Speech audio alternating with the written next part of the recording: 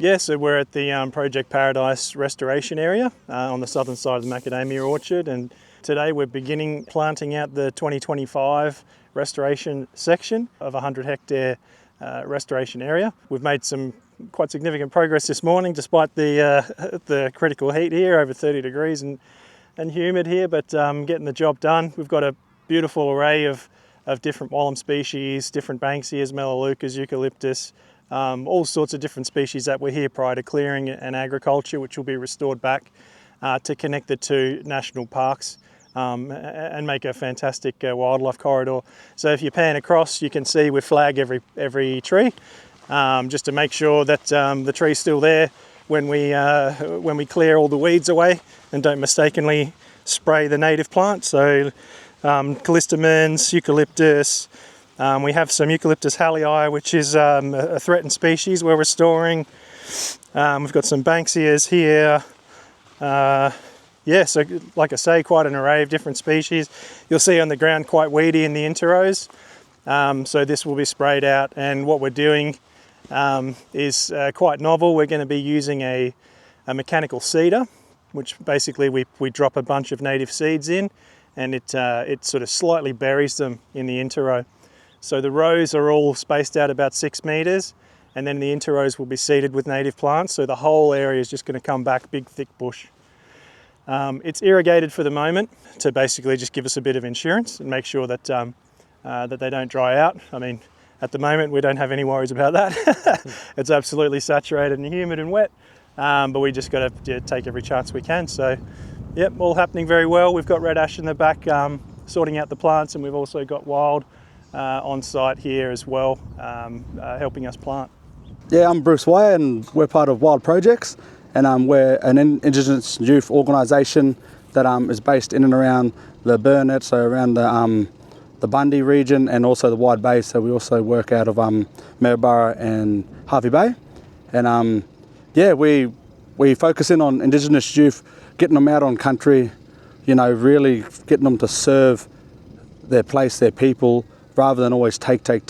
So we try to get them away from the norm, so away from the rooms, away from being closed in and doing programs as such inside buildings. We like to focus on projects, which is actually building something, not trying to program something into the young fellas. Yeah. Cool.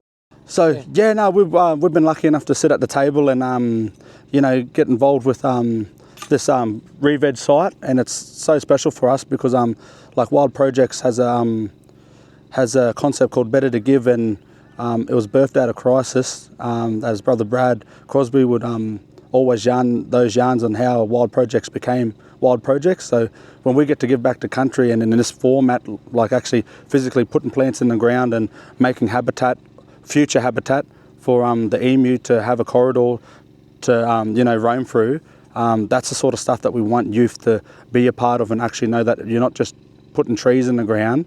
What we're doing today, there's actually a whole lot of thinking, science, and a lot of cultural knowledge that goes into why the plant's got to be here, the family that it represents, the country that it's going into, and really bring them to understand that whatever happens on country is reflected in society.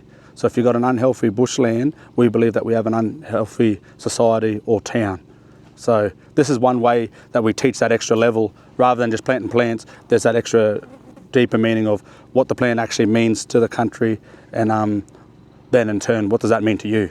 So that's what we walk the youth through, and we've been so blessed to be a part of this project, and get an opportunity to plant all these amazing native trees and shrubs and ground covers and stuff, and just really walking alongside the scientists too, and understanding and getting a grip on what their thinking is too, so we can be, it's like a two-way street with knowledge. Like they hand some knowledge onto us, and then we bestow some traditional knowledge, and the youth get to witness that firsthand while we're doing it. It's just, kicking goals everywhere. Youth as well. Yeah, the youth are always there. Like we've got 2 youth here today working, and we're going to have another youth join tomorrow.